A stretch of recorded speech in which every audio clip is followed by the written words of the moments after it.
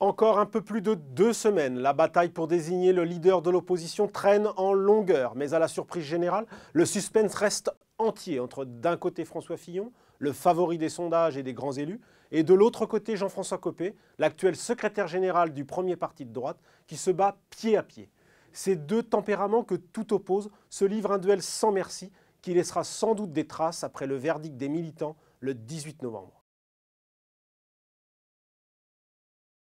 Parti le premier en campagne, François Fillon a d'emblée mis en avant ses atouts. Son expérience d'ancien Premier ministre, sa popularité incontestable, sa fidélité à Nicolas Sarkozy, qui l'a servi pendant 5 ans. Autant de cartes majeures qui lui ont permis d'endosser le statut de favori dans cette élection interne et qui lui a assuré un maximum de ralliement parmi les figures de l'UMP.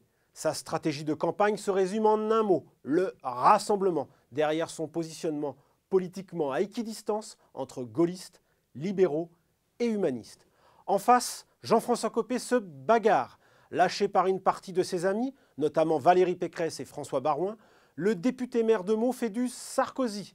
Il se pose en champion de la droite décomplexée, ce qui ravit les militants et lui assure un certain succès médiatique, quitte à déplacer le curseur de l'UMP le plus à droite possible. Dernier exemple en date, sa proposition d'appeler à manifester contre François Hollande et Jean-Marc Ayrault. Bien sûr, la République n'est pas encore en danger, comme en 1968 lorsque les gaullistes se rassemblèrent sur les Champs-Élysées, mais qu'importe, pour Copé, l'essentiel est de montrer aux militants qu'il est prêt pour la castagne. C'est la grande surprise de cette bataille. Les candidats font le plein dans leurs meetings qu'ils enchaînent plusieurs fois par jour. Les militants se passionnent pour ce duel, trop contents de pouvoir enfin goûter aux joies de la démocratie interne. Avec toutefois une nuance selon l'équipe Copé. Les meetings du maire de Meaux seraient des meetings d'adhésion avec un enthousiasme supérieur à ceux de son concurrent qui tiendrait, lui, des réunions de courtoisie où le candidat parle plus de fond et évite les facilités démagogiques.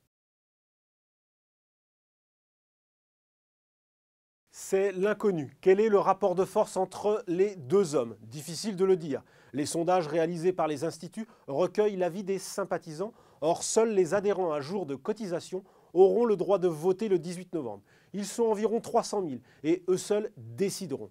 Bien sûr, l'orientation des sympathisants, qui penchent globalement pour François Fillon, donne une indication, mais elle n'est pas fiable, car Jean-François Copé n'a pas décroché. Il a même remporté le seul débat télévisé face à François Fillon et il croit plus que jamais dans ses chances, pariant sur un scénario très serré. Une élection forceps qui laisserait forcément des traces dans un parti qui, 10 ans après sa fondation et quelques mois après la défaite à la présidentielle de Nicolas Sarkozy, pourrait alors connaître une crise politique.